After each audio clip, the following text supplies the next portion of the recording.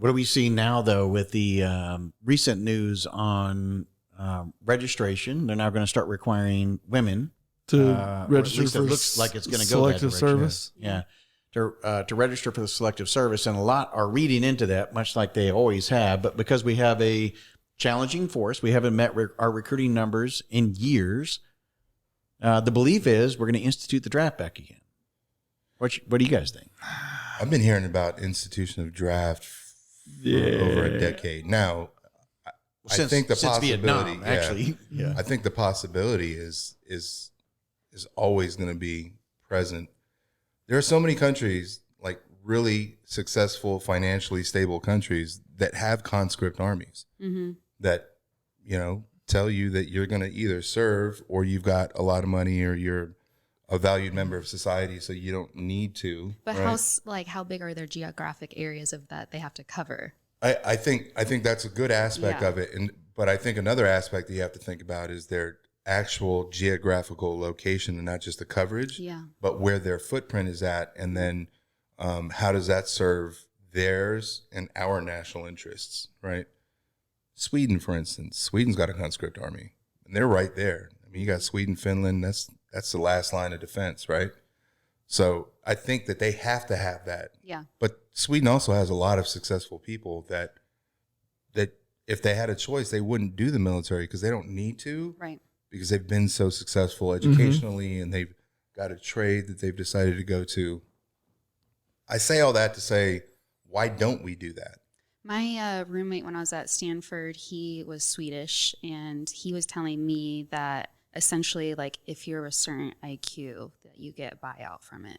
I can see that. Is that right? That's what he told me, and he was really smart. So. Everything has a discriminator, so I don't. Yeah. I'm okay with that. I would be okay with that. One of my best friends. But it's like their idea is for the overall country's good. Those people shouldn't be.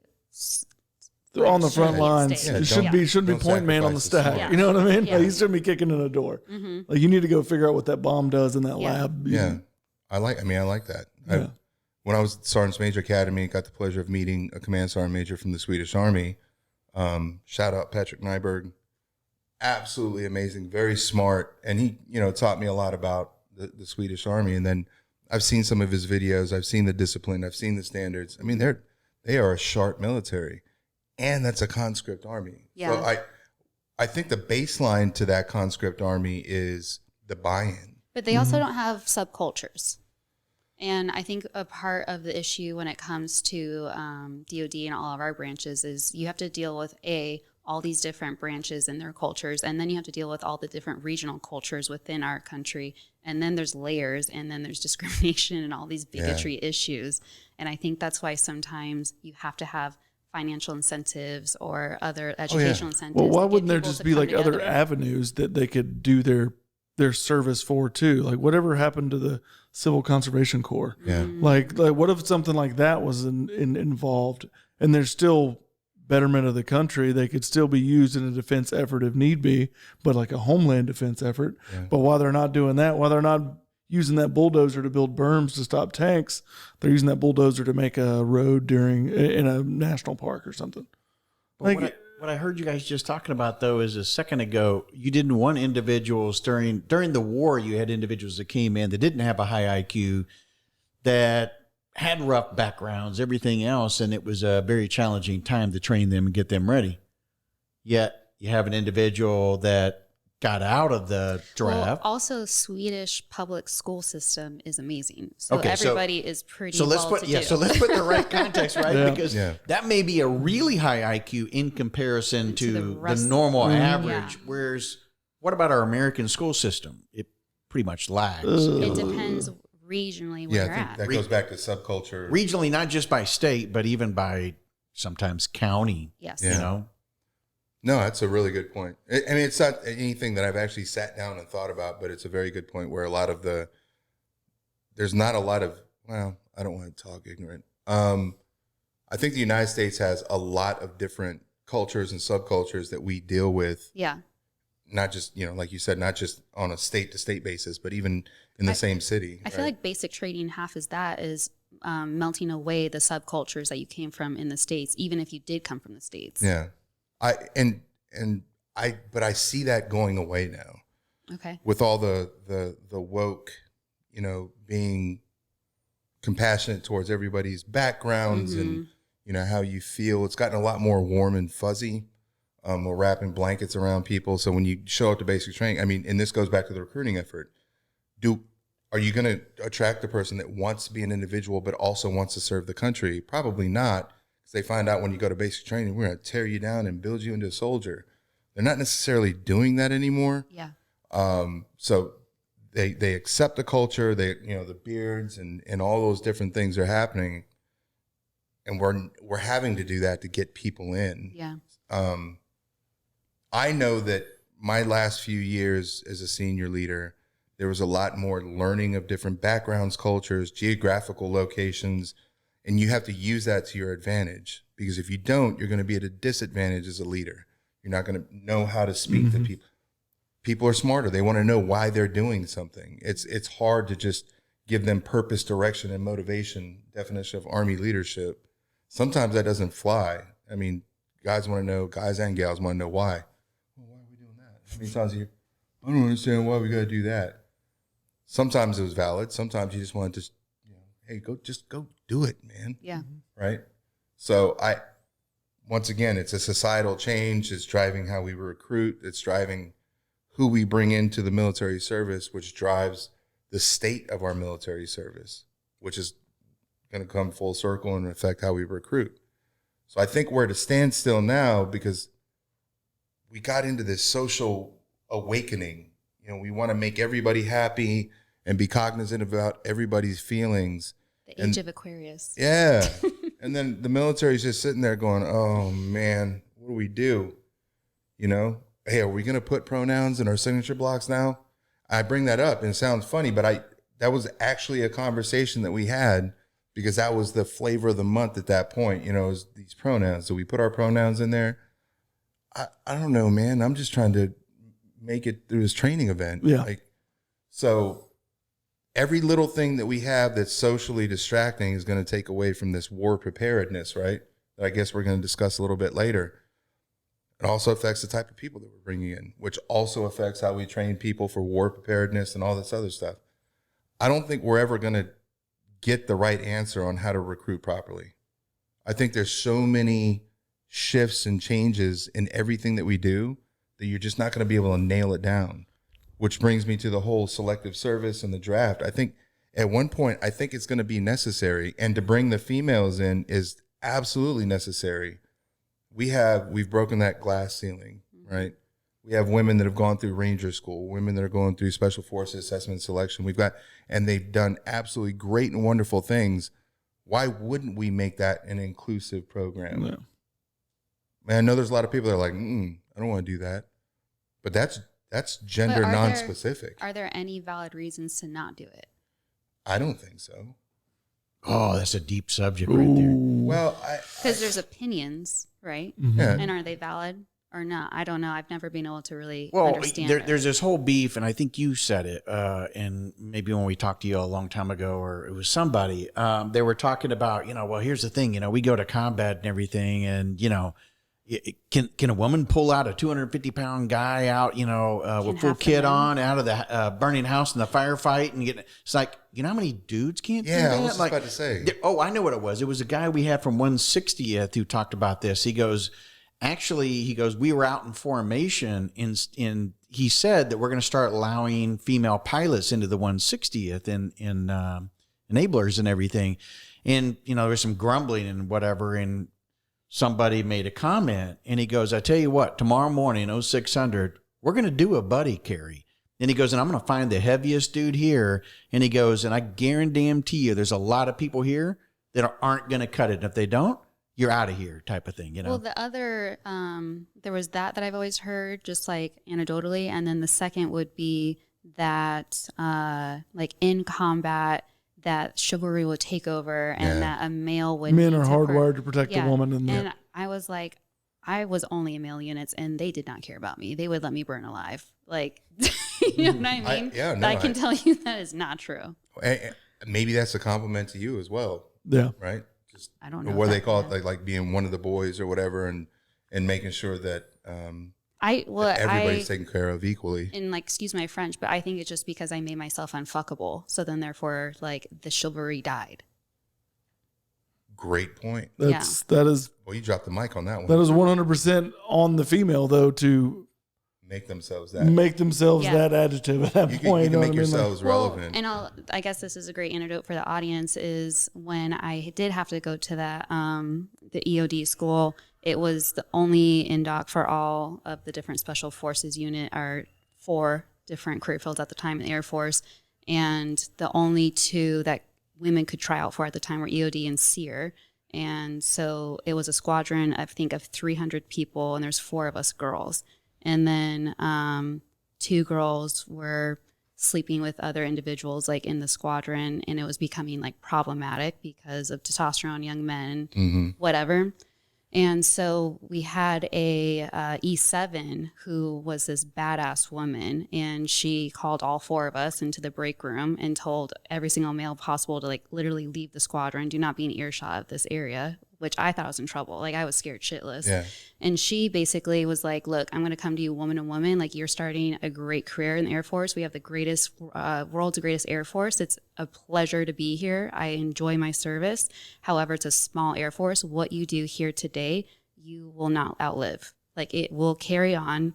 Even if you go into like conventional Air Force, even if you leave here, everybody will know that you fucked so-and-so. Yeah. That will not leave anywhere.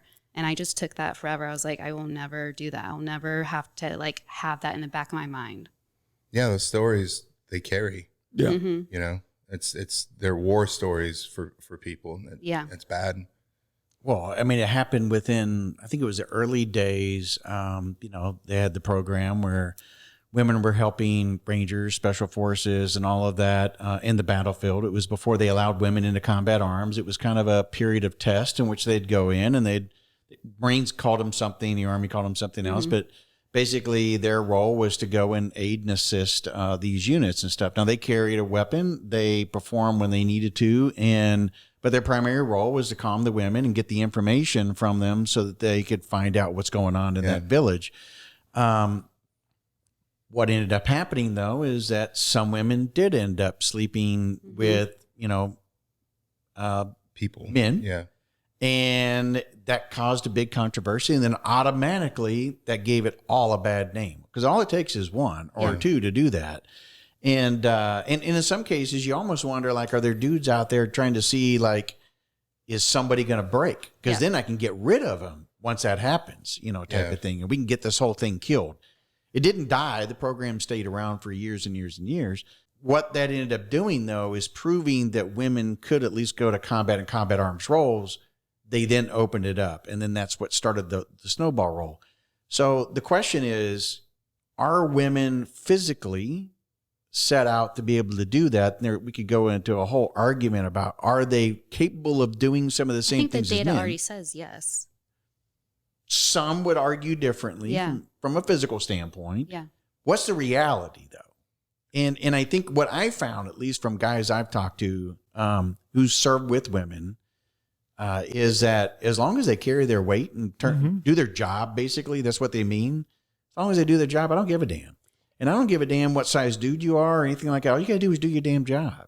I think it also kind of like goes into that same mindset of like other areas where it's like, are you like nurses? Sometimes it's like the MRS degree. Like you're there. Are you there to socialize and then meet a husband? Are you there because you want to be taken seriously? And it exists everywhere. So I think it's just like kind of understanding that we're humans and human females like do this. Yeah. A lot of it has to do with the male's ability to take his ego and realize that his ego, he's learning how fragile his ego is, because if I'm 220 pounds, I have on gear, I'm carrying a ruck, then I look to my left and there's a woman who has the same packing list as me. It's not her fault that she's not wearing XX long tops, and she doesn't have, you know, she's carrying her weight. Yeah. Like, it's just, I don't know. Sometimes I feel like it's too much of an ego check for the man to admit that at some point, like, if she can do the job, it's not even an issue at this point. Like when it comes to like, I think another point is if I'm a squad leader and I have a female driver or I have a female gunner or I have someone, I got to share an OP with somebody or whatever, you're going to develop a connection just like any two humans would. But what's the easiest connection to develop between a man and a woman? Yeah. Well, what's interesting about what you just said is that some of the examples that I was talking about earlier, like the 160th thing is third person. I don't know anything other than what that person may have said, but in terms of what you're talking about, none of the guys that have ever been in even soft community who served with women in a capacity where bullets were flying and real shit was happening, who said the comments of, listen, I don't give a damn as long as they're doing their job. Never said it under a microphone. Never said it in front of a camera. Never said it in a space that would compromise maybe their manhood into their friends. And that's not to say that it's only that I've never heard it, is what I'm saying. I've not heard very many guys that were in that space that did serve with women that actually came and made those kind of comments. Not to say that they didn't happen. I feel like it just has far more to deal with ego than the man is willing to admit. It's not about, chivalry. It's not about, can she carry a load? It's about, I'm going to have another point of comparison. And this point of comparison is really embarrassing in our culture. Well, also, like, it seems like the military is the last frontier for men to, like, earn their man card. Yes. This is where it is where the Lost Boys go to meet Peter Pan. You know what I mean? Like, it's an excellent point. Yeah. And when they opened it up, it's the safety net for fuck ups, right? Yeah. It's the safety net for fuck ups. Like, it's, we're looking at two college dropout. You said it yourself. You're absolutely right. That's the reason you signed that 2-year contract. The reason I signed the 3-year minimum contract because it was my safety net. Yep. Yeah. We knew that it was there. I always knew it was going to be an option. And then the only thing that I really had to compare myself to was the other man beside me, because I'm in a combat arms unit. Fast forward to, a quarter of a century, and now you've got armor units with women who are tank commanders and women who are gunners and women who are loaders, and putting, remember that was a big one. A woman can't load a 120. Then how's the 105-pound 19-year-old doing it too? Yeah. And so it's like making an excuse of why they didn't want them there, when the reality is, the real excuse is that, it hurts social the pride. norms. Oh yeah. Yeah. We're used to, I don't want to be outdone by somebody who's socially supposed to be weaker than I am. Whenever I go to like unit functions and then I meet the wives, then like you could tell that they idolize their husband, and a lot of it had to do because he served his country and then he did all these heavy duty things. And then he's a manly man. Yeah. And they'd be like, like, I love my man. He's such a manly man. I was like, I do that every day. And like, he's not bad at his job, but like, it's just a job. Yep. It's the mindset you put into it. I'll bring another flavor into this one. And I thought this was the direction that you were going to go with it at first. I don't know what direction you're going. The soul survivor aspect of it, right? So, you have a soul survivor, a person going to war. They're the only one that can carry on the name. Then you've also, from the woman's standpoint, is the one giving birth to, the family, the legacy. So I don't know what aspect that would bring into it. And I'm not speaking from facts. I just know that it's been brought up. Like the draft or conscription, what is that going to do to the family care plan? Yeah. Well, from a medical standpoint, I would really worry about the Fetal Protection Act. If all women had to serve and what they would be exposed to with toxic exposure, like not all women could be in all elements for the sake of the country, like to have a new generation without damaging those genes. It was the same. It was not the same standards. Let me not say that. But generally speaking, there was, certain things that made you ineligible for the draft. Right. So not obviously, but I think we would have to come up with, some sort of a rubric that falls in line with that. Yeah. Well, this is an interesting piece, and maybe we're getting way down a rabbit hole, but I mean, like, war is hell. So you're now going to be subjecting women into combat situations, and there's horrors going on today in society around geographical boundaries of which women are taken captive, and it's not pleasant things that happen by the captors. Yeah. Not everybody follows the Geneva Convention in warfare. And so, terrorists don't give a damn about the little card you carry around or whatever for the Geneva Convention. So that's a scary aspect for not just a lot of men that have a lot of pride, but just as a nation, are we prepared for that? And we said we were by entering into this stage, but I'm just saying, are we really prepared for that? And yet on the other side of that, if birth rates, to your point, are dropping right now dramatically, due to whatever reasons, and we could have a whole nother show about, whether it's the effects of this food we're eating and everything else, or, socioeconomic environment and the whole bit.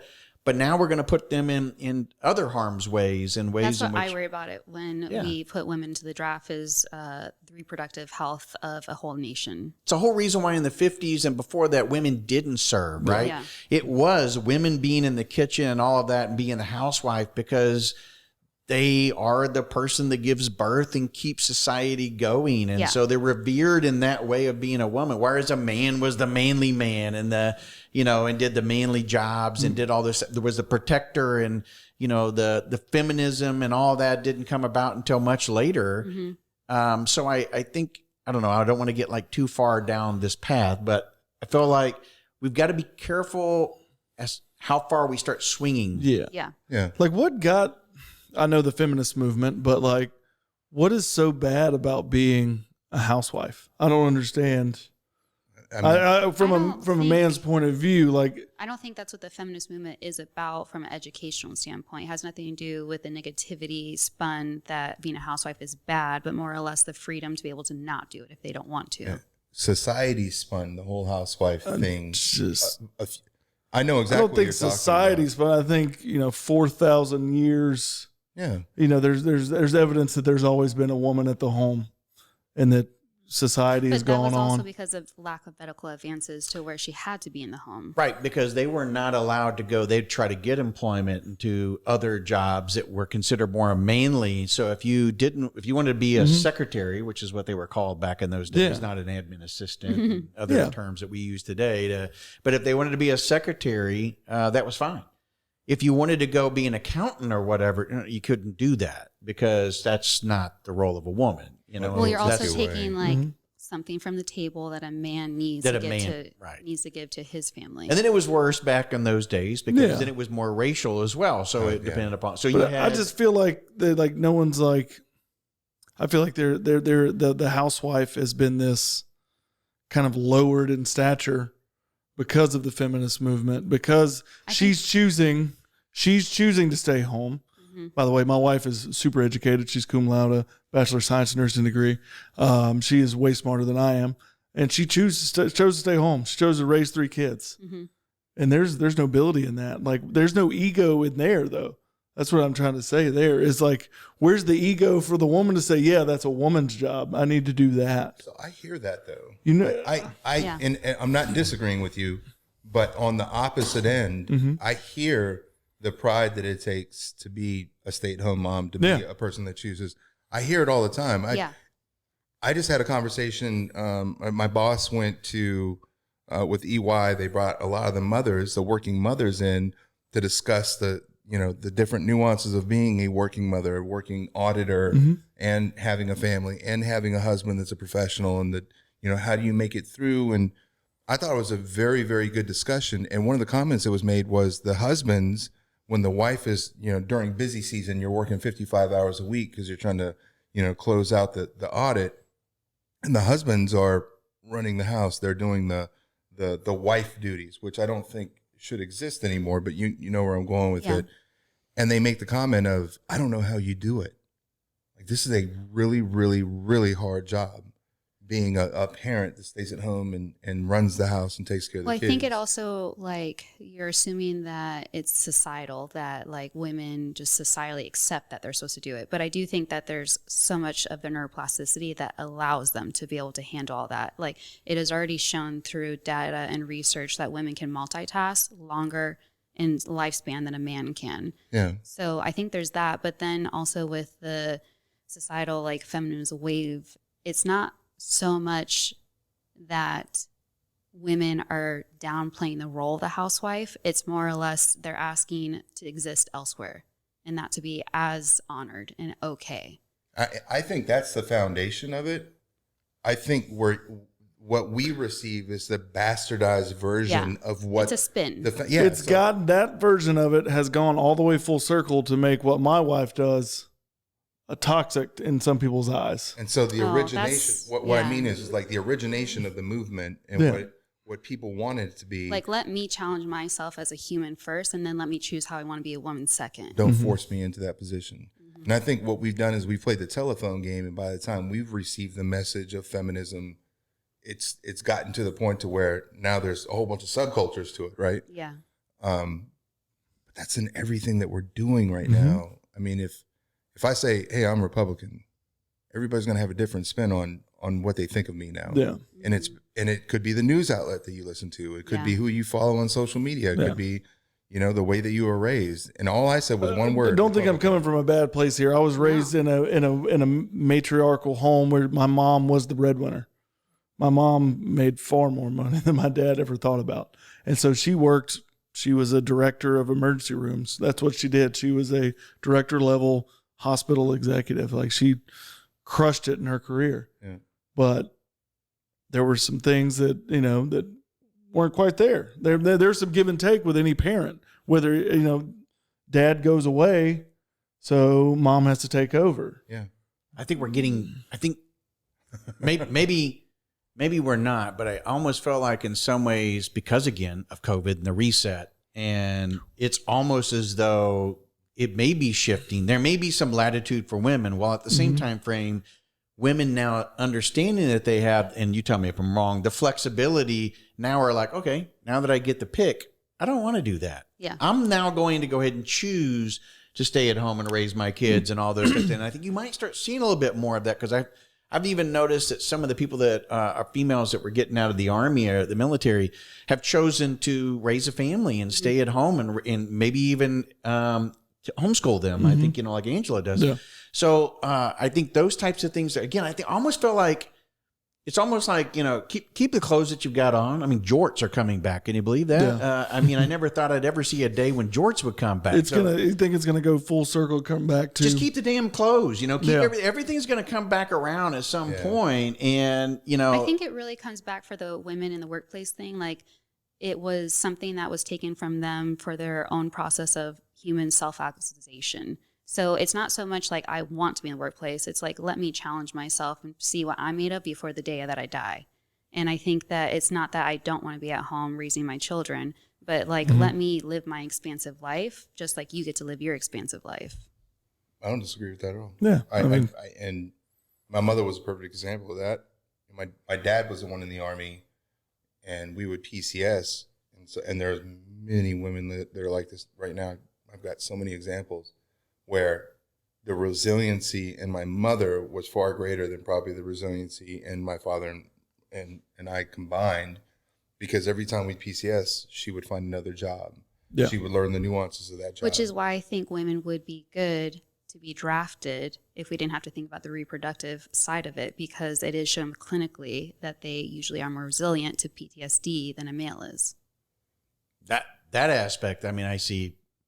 Well, they have to be more real. Can you sell that to society? They literally have to get over the trauma of childbirth. Women already know that. Yeah. I don't think you're telling a woman something she doesn't already know. No, but some women. I mean, there's some. I think our own worst enemies are ourselves, and when I say ourselves, it's individuals, our own groups. So women are women's own worst enemies. When you guys put on the eyelash, when I say you guys, but when women put on eyelashes and makeup, and you could talk to most every man, and they're like, you're putting that makeup on for somebody else. You're not doing it for men, you're doing it for women. I hear it all the time.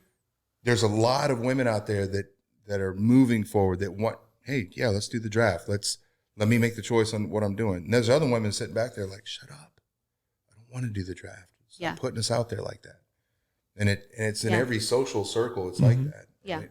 Every time you try to move forward, you've got your own that's like, no, don't bring that up.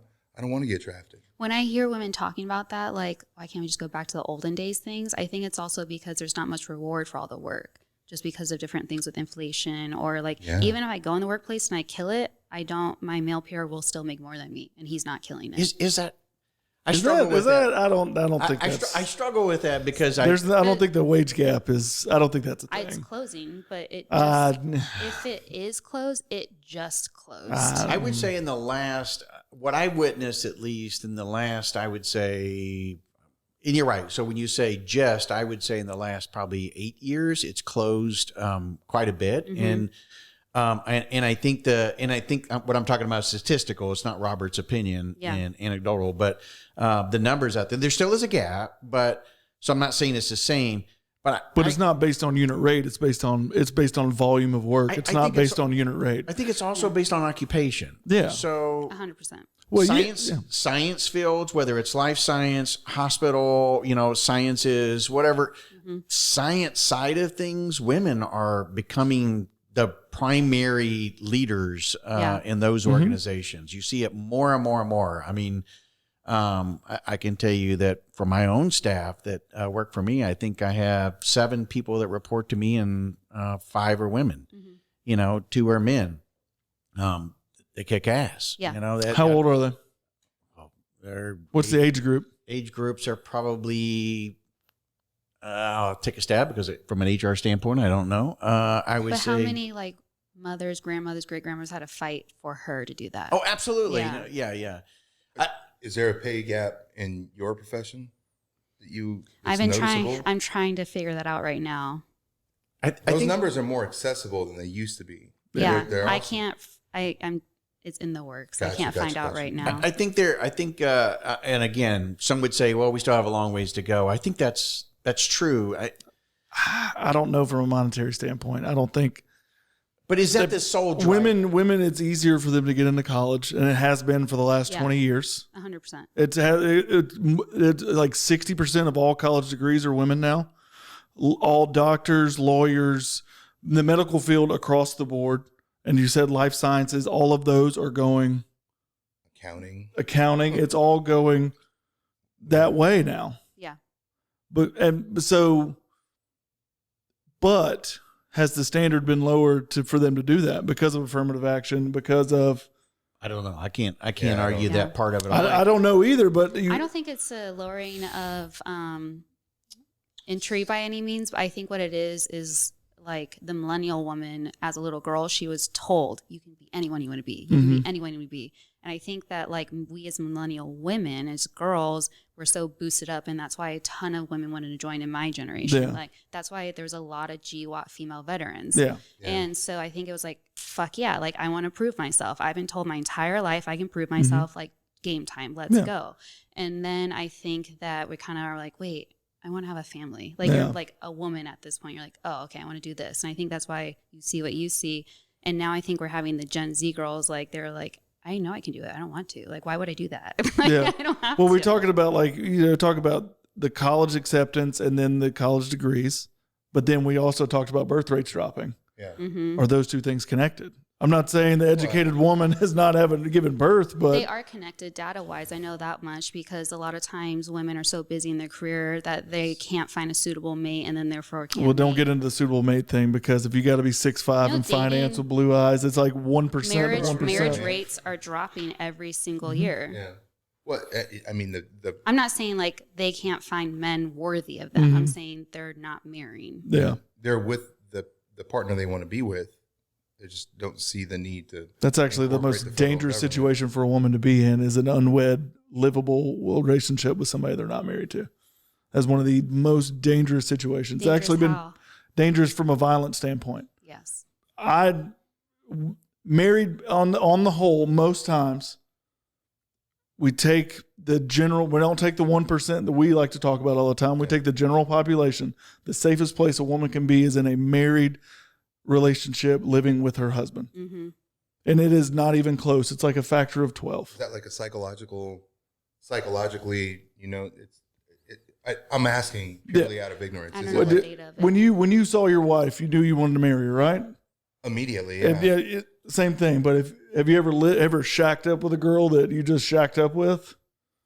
No comment. See, exactly. Like all I'm saying is, like it's. I think psychologically, yes. If I were you turn that hormone on in the man to the protection hormone because protection. But I mean, what's the difference between a live-in partner that you have the same type of relation? What I'm asking is the thought of and the action of marriage. I think it's more of we consider each other married. We're committed long term, but the data shows like.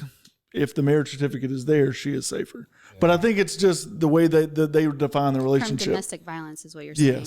Yes. I don't know. Wow, that's way down the rabbit hole. Do you know the time period that women are most susceptible to domestic violence while they're pregnant? Is that right? It's a hormonal imbalance. Like they need safety, and even the person that's hurting them is still going to protect what's in her body. No, a married woman, the most successful time for her to be violated from her husband is while she's married or pregnant. Like the husband's more likely to do it, not the woman's more likely to accept it, is what you're saying. Yeah, she's more or both. Likely. I don't know the inverse of it, but I do know that is a stat. She's more accepting of the abuse. No. She's more likely to be abused from the husband. Okay. Abuse. He's more likely to abuse her when she's pregnant, is what you're saying. Yeah. Yes. I wonder why that is. That's crazy. The different literature that I saw on it was a lot about like the attention being put on her so much that there's a new like entity coming in. There's that N word we kept using.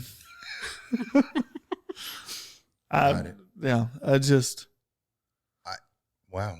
I couldn't. I didn't know that. That is insane. That's sad. That's also why there's so many prenatal checks. They're checking for that. Mm-hmm. Well, every time that we went to a prenatal check with any of my kids, the Army nurse looked at me, then looked at my wife and said, "Do you feel safe at home?" Yeah, those are questions that are happening. They just did that to my wife before her gallbladder surgery. That is like that's a standard of care now. That is a question for a standard of care. I don't think I've ever had a doctor's appointment where I wasn't asked that.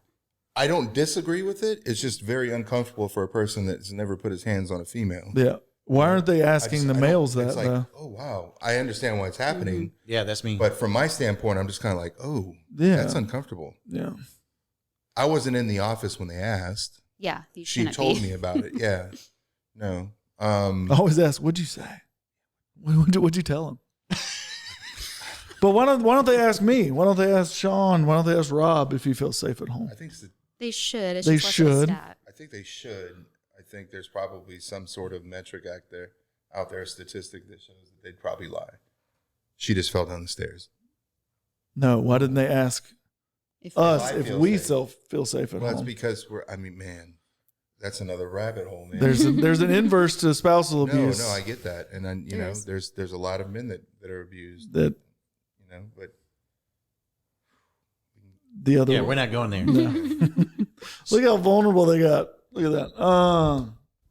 I think the overarching theme to this is in order to be successful as a country, and we'll just keep it at the country level, there has to be progress. And with progress, I think the success in the military recruiting, it's how you negotiate and find out where that progress is going, and then to use that to your advantage to explain how national security is important, and that the defense of our nation is important, and how do you get these newer adults into a place of servitude? How do we do that? And I think finding the success is going to be negotiating change and progress. Like how do you figure that out? And I don't think there's an easy answer to that. I think that's something that we've battled forever, just playing catch up. So